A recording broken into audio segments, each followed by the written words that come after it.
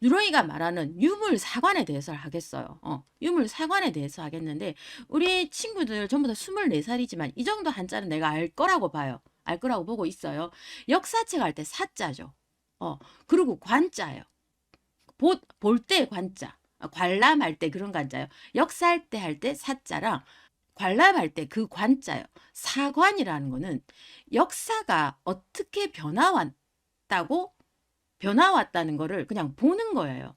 여기까지 알겠어요? 자, 그러면 우리 이쁜 24살 내 친구들아, 그러면 역사를 움직이는 것은 누구 또는 무엇일까? 답을 해보세요. 역사를 움직이는 건 뭘 거라고 생각해? 그럼 니네들이 그러면 뭐 대한민국도 역사가 있고 전 세계적으로 역사가 있죠. 그러면 역사가 역사라는 게 뭐 전쟁을 하고 누가 무슨 물건을 발명을 하고 그리고 뭐 농사 기법이 바꾸고 막 이런 게 역사잖아. 그 역사가 움직이는 거, 그 움직이는 거 누구 또는 무엇 때문에 움직일까? 대답을 한번 해보세요. 그러면 너희들 부끄러워서 대답을 하기 싫지. 그럼 내가 대신 대답을 해줄게. 어떻게 움직이냐면 사람들에 따라서는 보는 관점이 다 달라요.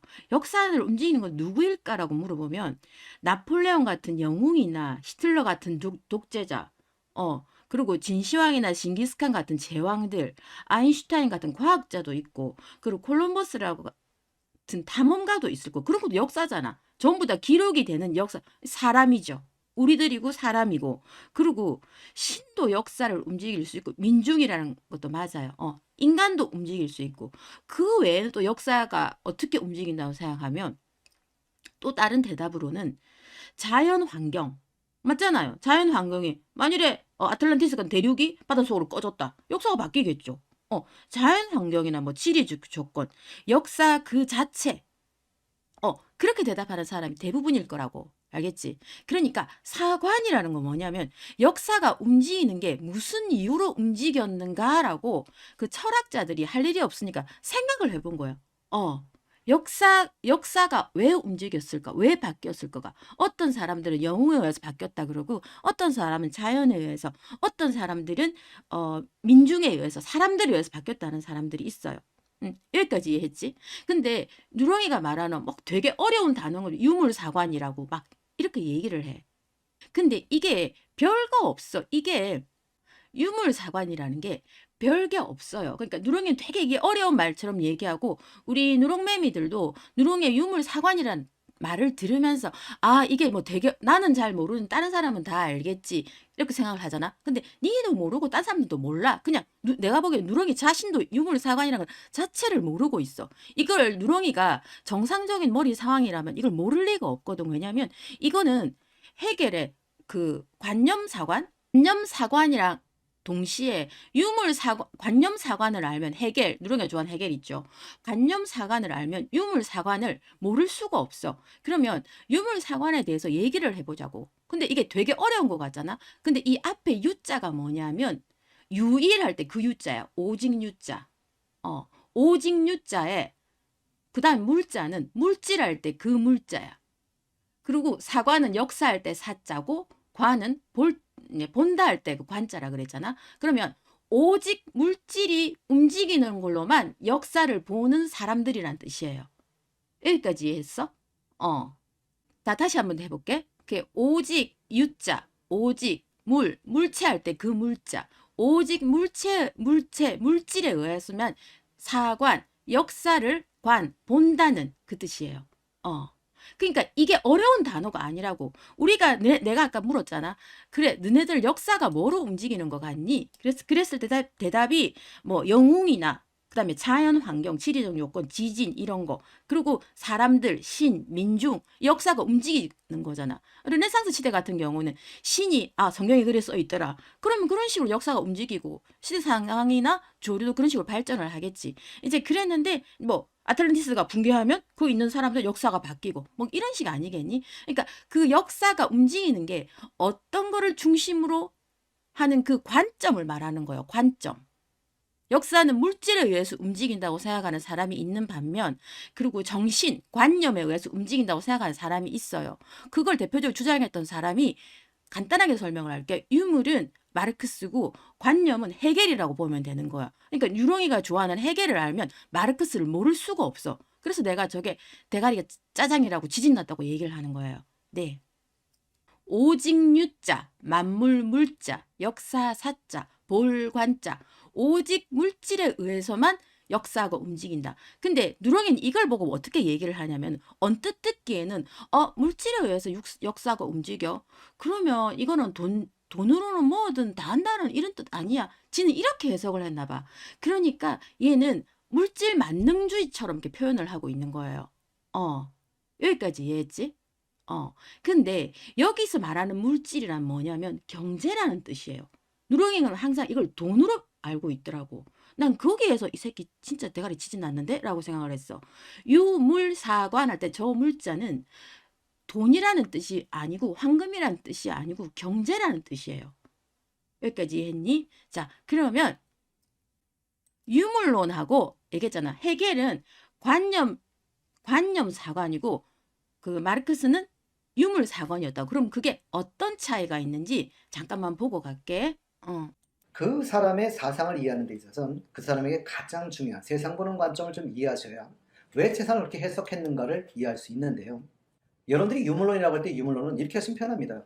우리가 세상을 바라볼 때 어떻게 바라봐야 할까? 세상을 어떻게 이해해야 될까? 라고 했을 때 이 세상을 보는 관점은 크게 보시면 유물론도 있지만 관념론도 있어요. 그래서 유물론을 이해하려면 관념론을 함께 이해하셔야 되는데요.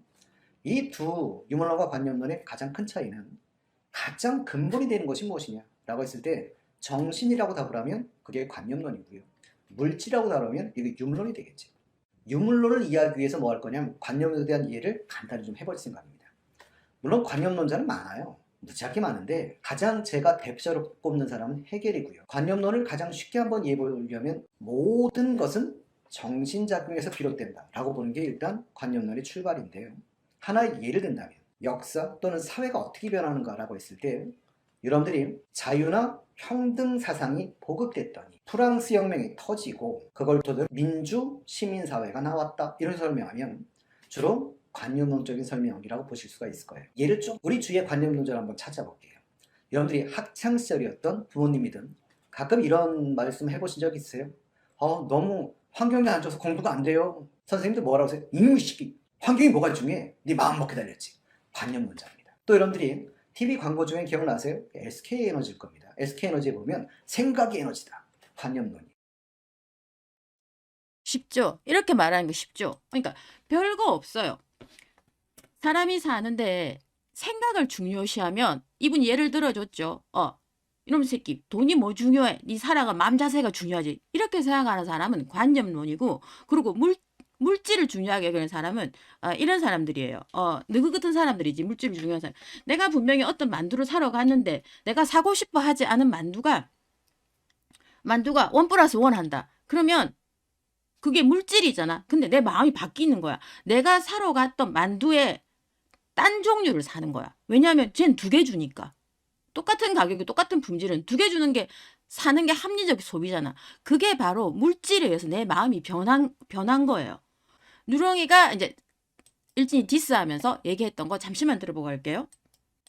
저 사람 도대체 뭐 하는 사람인데 저기 가서 슈퍼챗 쏘고 사람들이 리본드라고 저 뭐 하는 뭐 막스가 어떻고 좌파야? 예? 칠레 대통령 옹호하고 막스 옹호하고 막스주의 유물사관 옹호하고 개쇼하는 채널에 가가지고 그만큼 무식해가지고 거기에 달라붙어가지고 그 좌파 예전에 이거 말고 딴 클립에서 보면 유물사관을 무슨 물질 만능주의라고 얘기를 하고 있거든.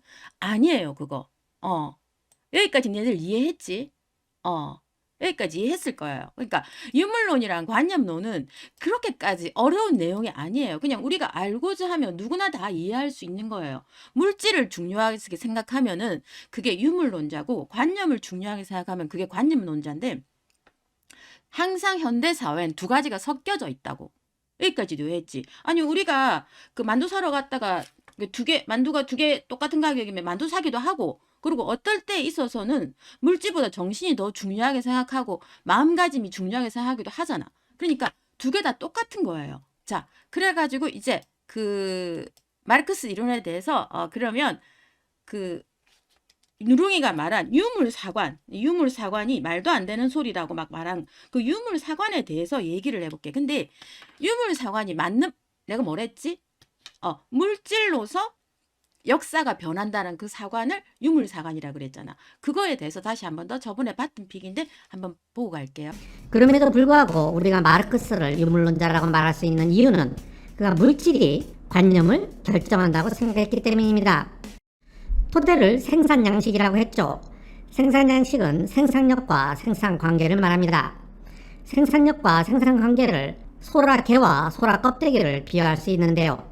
소라게의 몸집이 커지면 소라게는 기존의 소라껍데기가 좁아서 답답해질 겁니다. 그러면 소라게는 기존의 소라껍데기를 버리고 더 큰 소라껍데기로 이사를 하겠죠. 그리고 소라게의 몸집이 더 커지면 또다시 더 큰 소라껍데기로 이사를 할 겁니다. 자, 생산력과 생산관계도 이와 마찬가지입니다. 사회의 생산력이 늘어나면 기존의 생산관계 속에서는 그러한 생산력을 유지할 수 없는 상태가 됩니다. 그러면 사회는 새로운 생산관계로 이행을 하게 되죠. 그리고 생산력이 더 높아져서 생산력을 유지할 수 없는 상태가 되면 또다시 자, 여기까지 뭐냐면 한번 생산력과 생산관계가 처음에 들으면 이게 되게 어려운 말처럼 들리잖아.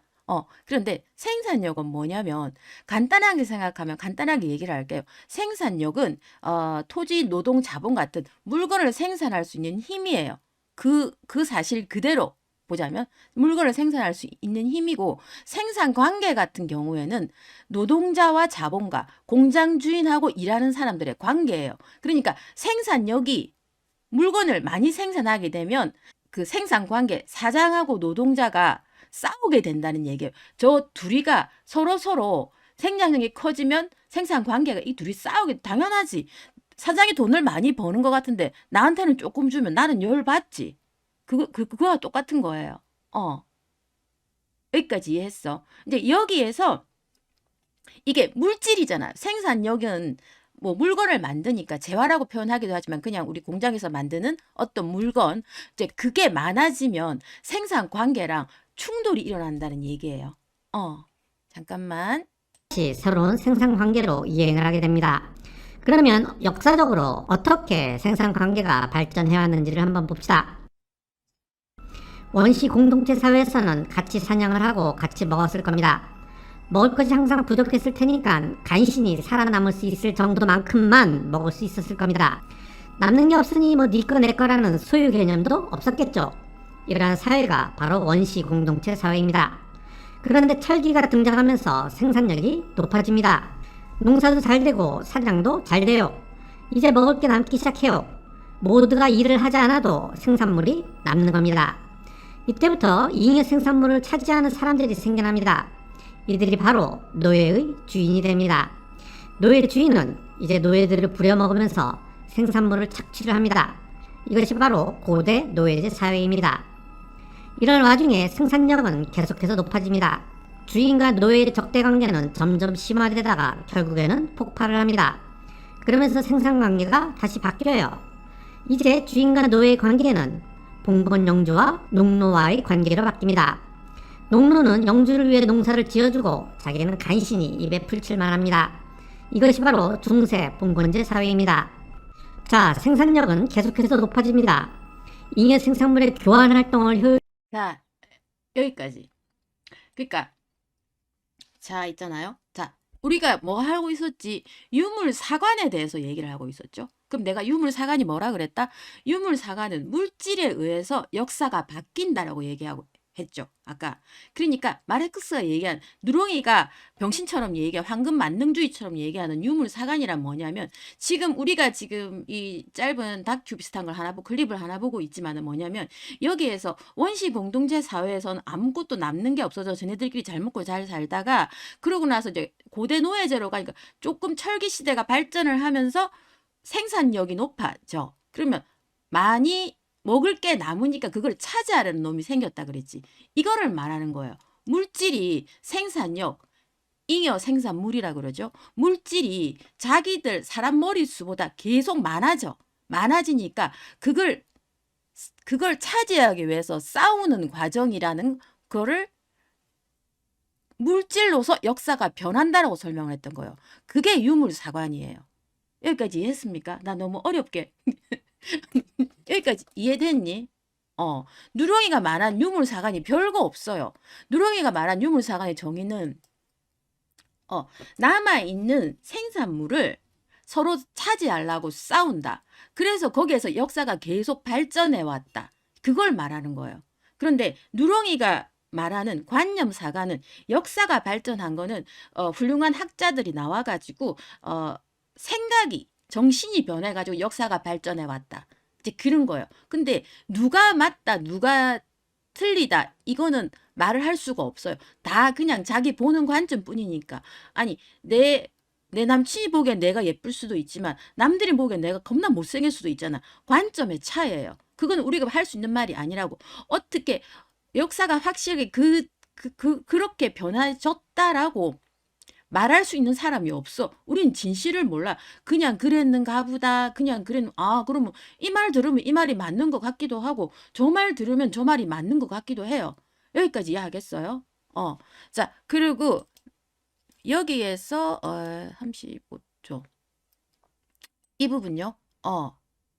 생산 양식 그러니까 생산력과 생산 관계가 변해가지고 학문, 예술, 법, 정치, 종교, 철학 이게 변한다. 여기에 대해서도 되게 이상하다고 생각할 수도 있어요. 그런데 뭐냐면 이게 또 간단하게 생각하면 자 생산력과 생산 관계가 뭐라 그랬지? 생산 토대는 이건데 생산 관계 그 노동자하고 자본가의 그 관계가 변해. 이 두 개의 생산력과 생산관계가 변하면서 법이 바뀐다는 게 되게 좀 이상한데 이게 또 간단한 사람이 이상할 게 없는 게 사람이 너무 많이 공장에서 너무 많이 죽어 나가면 있잖아. 노동법이 새로 바뀌잖아.